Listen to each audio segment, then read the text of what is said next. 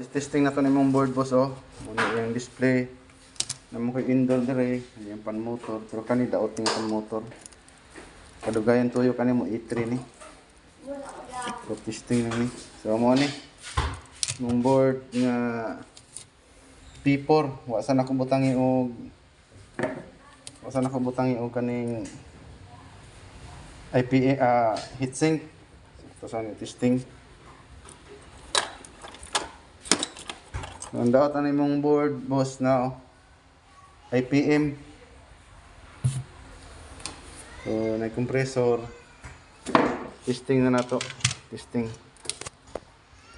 Maka-andar ba?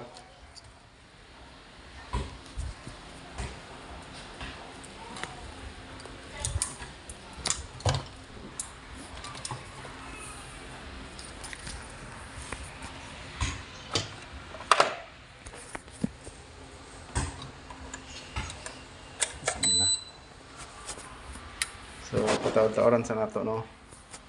So, blinking na siya. Pag once mo steady na ng light, maandar ni compressor. Itong remote na ito, eh.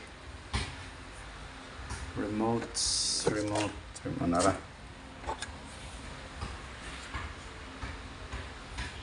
So, di lang ito ni paandaron og dugay kung makaandar naman ganing compressor ani. Kaya wapa heatsink.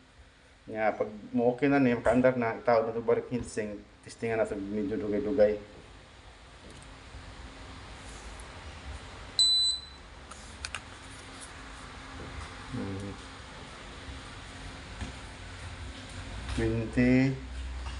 Ano yung compressor, oh. Andar ang pan motor. Testingan na ito ni, makaandar ba ang compressor.